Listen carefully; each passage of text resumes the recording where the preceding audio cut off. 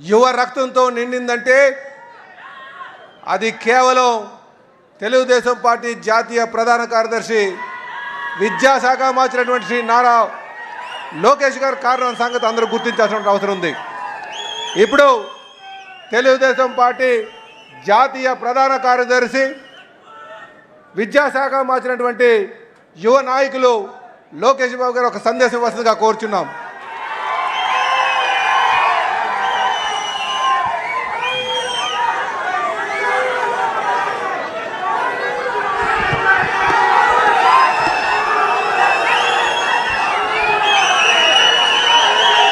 జై తెలుగుదేశం, జై తెలుగుదేశం.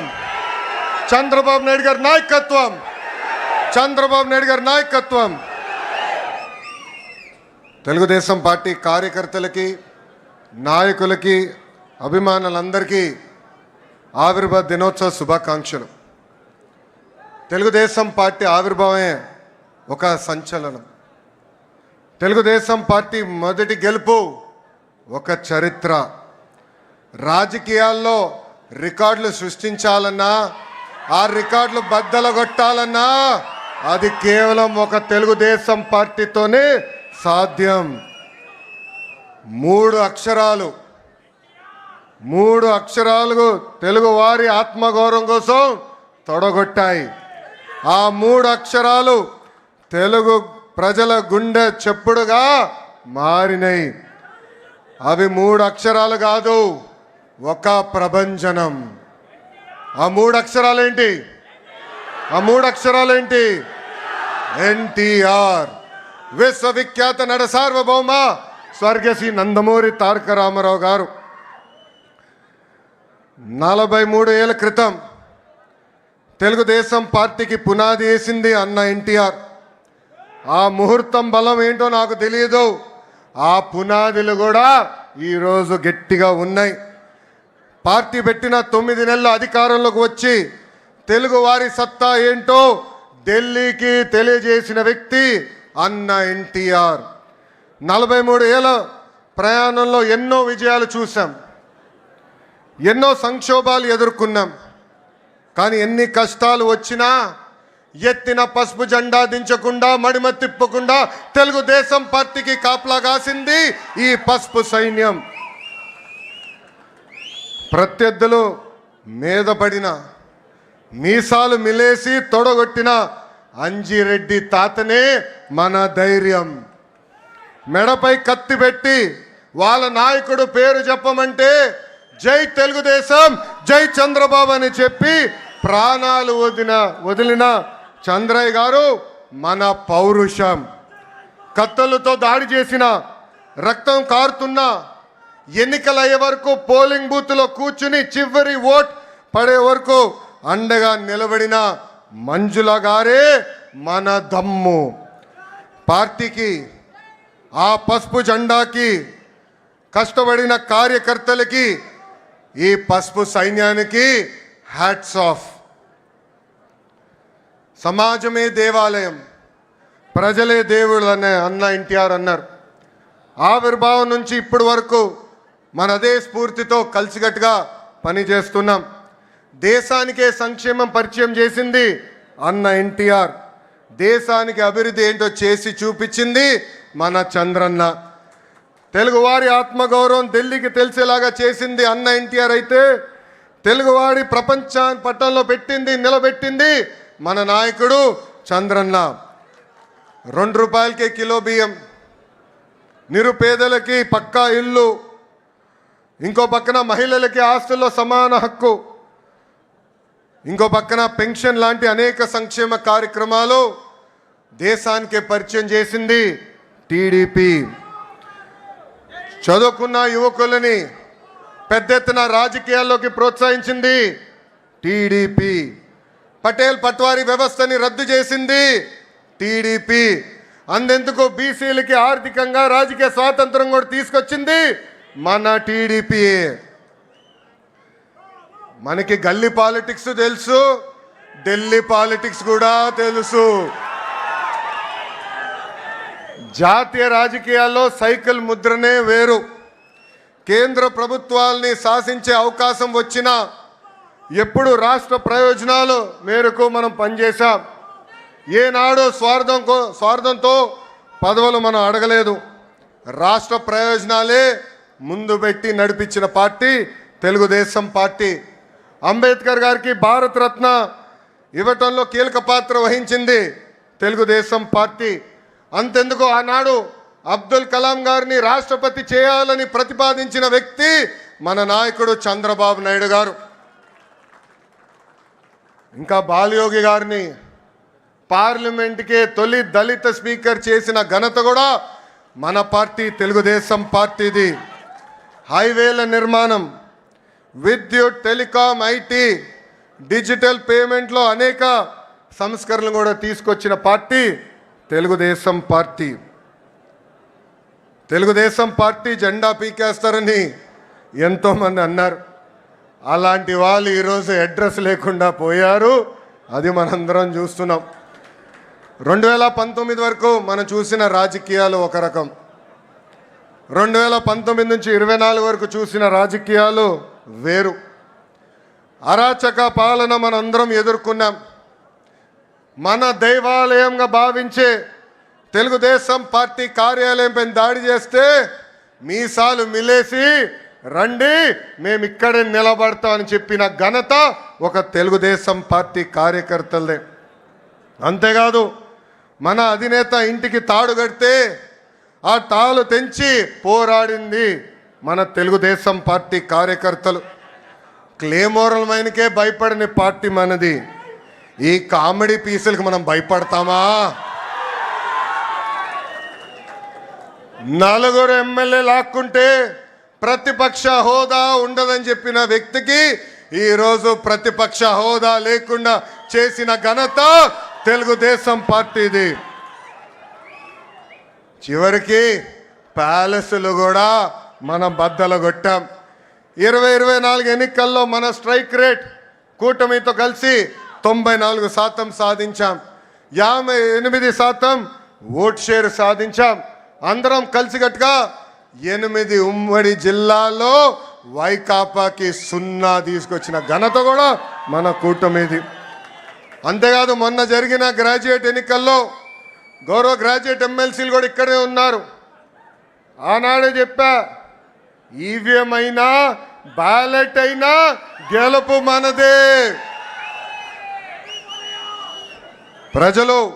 ప్రజాప్రభుత్వం రావాలని కోరుకున్నారు. ప్రజాప్రభుత్వం ప్రజల కోసం ఈరోజు పనిచేస్తూ పోతుంది. పేదరికం లేని సమాజమే మన లక్ష్యం. చాలని 200 రూపాయల పెన్షన్ని 5 సంవత్సరాల్లో 2000 రూపాయలు చేసిన ఘనత తెలుగుదేశం పార్టీ. ఈరోజు అదే పెన్షన్ని 4000 రూపాయలు కూడా చేసిన ఘనత మన పార్టీకి దక్కుతుంది. దీపం పథకం కింద 1 కోటి కుటుంబాలకి మనం ఉచితంగా గ్యాస్ సిలిండర్ ఇచ్చాం. అంతేకాదు వచ్చే 10 రోజుల్లో మెగా డిఎస్సి కూడా నోటిఫికేషన్ మనం ఇస్తున్నాం. అధికారంలోకి వచ్చిన మొదటి 10 నెలల్లో 117 హామీలు పూర్తి స్థాయిలో ఈరోజు మనం అమలు చేసుకున్నాం. ఇంకా మే నెలలోనే తల్లికి వందనం, అన్నదాత సుఖీభవ కూడా మన ప్రభుత్వం అమలు చేయబోతుంది. తెలుగుదేశం పార్టీలో కార్యకర్తలే మా అధినేతలు. ఈ మాట నేను ఊరికే అంటం లేదు. దేశంలో ఏ పార్టీకి తక్కని కార్యకర్తలు ఒక తెలుగుదేశం పార్టీకే సొంతం. మీరు మంచి చేస్తే మెచ్చుకుంటారు, తప్పు చేస్తే నా తోలు కూడా తీస్తారు. 1 కోటి సభ్యత్వాలు అనేది అది కూడా ఒక ప్రాంతీయ పార్టీకి అసాధ్యమైన రికార్డ్. ఆ 1 కోటి సభ్యత్వాలు సాధించింది మన పార్టీ తెలుగుదేశం పార్టీ. అది కూడా కేవలం 83 రోజుల్లో. ఆంధ్ర రాష్ట్రం, తెలంగాణ రాష్ట్రం, అదేవిధంగా అండమాన్ నికోబార్లో మన సభ్యత్వాలు చేసుకుంటాం జరిగింది. కార్యకర్తల కోసం ప్రమాద బీమా ఈరోజు చంద్రబాబు నాయుడు గారి ఆదేశాల మేరకు 2 లక్షల రూపాయల నుంచి 5 లక్షల రూపాయలకి పెంచాం. కార్యకర్తల కోసం సంక్షేమ విభాగం ఏర్పడిన దగ్గర నుంచి గడిచిన 10 సంవత్సరాలు సుమారుగా 140 కోట్ల రూపాయలు సంక్షేమం కోసం, మన కార్యకర్తల కోసం మనం ఖర్చు పెట్టాం. నేను పాదయాత్రలో చూసా, ఆ కుటుంబాల్ని నేను కలిసా.